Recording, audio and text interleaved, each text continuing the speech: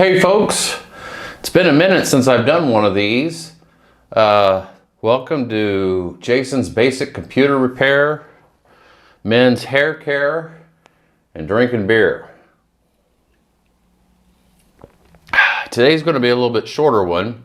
Today I'm going to talk to you about the difference between laptop power supplies and desktop power supplies. Now, laptop power supplies come with what you call a power brick. It's all done right here. However, it is limited to outputting only one voltage.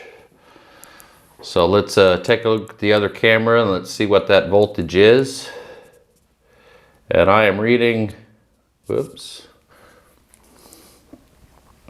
should be about 19.5. 19.46. 19.5 is what most laptops run on.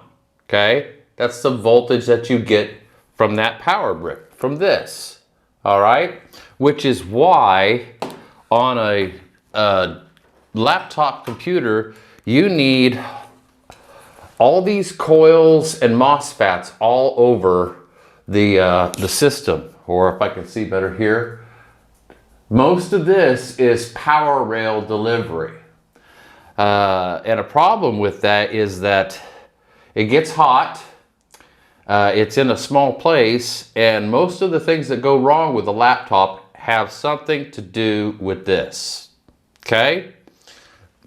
On the flip side, a desktop comes in a tower, and it usually comes with a power supply that looks something like this. And see if I've gotten the camera right here. And you have a strip of 20 to 24, 16 to 24 wires, or at least slots for a wire that plug into your motherboard. And as you can see, I have a wire jumping from one wire to another, and I'm going to show you what that's about. The first thing you check when you're looking at a faulty computer is it getting power? And the first thing you check to see if it's getting power is the power supply. Now, we verified that we were getting 19.5 volts from the laptop brick, but the way to verify if you're getting power from this is if you'll take a look. I'll turn this around and let's see if you can see it. You've got a green wire right there. You see that green wire by my thumb? You take either a wire or even a paper clip and stick one in that hole. Then you go to any of the black wires. Black is ground. And this is what turns on your power supply. Now do that when the power supply is off. But I already currently have it done. I forgot to grab a paper clip. I prefer to use a paper clip. They're just handier. And then you verify whether or not your power supply has power by turning it on. And this power supply is good because the fan is blowing. Let's see if I can get that on camera. See here, the fan is turning. This power supply light is on and it is turning. Okay? Now, each one of the colors of the wires on this power supply will equal a certain voltage. All right, so let's take a look at that. Now, your average laptop, remember, runs on 19.5 volts. That's at least that's the voltage in amount. I'm going to take my negative and put it on one of the black wires. Let's set it right next to our green one. I'm going to stick that in there, and then hopefully the camera can see the multimeter. I'm going to stick it in one of these yellow ones. Yellow is 12 volts. A desktop runs on 12 volts at the highest. Those are the highest power rails. Now, a laptop actually will run at 12 volts. When you unplug the charger, it drops down to the battery power, and the battery power is 12 volts. But as you can see, there are different colored wires here. And so those are different voltages. Let's take a look at a red.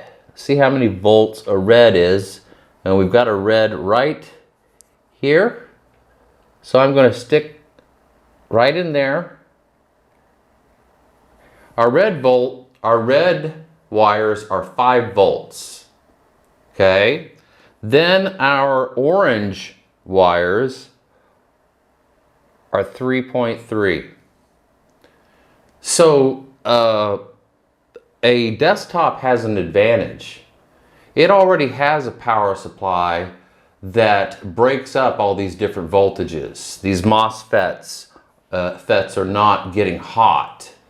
And the board isn't covered with the power delivery stuff because the power delivery is taking place right here. All right, got a purple wire, 2 different shades of purple. Let's see what that is. I'm going to go right here. That's 12, 5. Okay. Did I get that purple volt? 1, 2. I don't know whether it's in the back or the front. Yeah, it's a 5 volt. But each one of these wires creates a power rail. Each one. So yellow is 12 volts. Red is 5 volts. Orange is 3.3 volts. And then you have various other ones.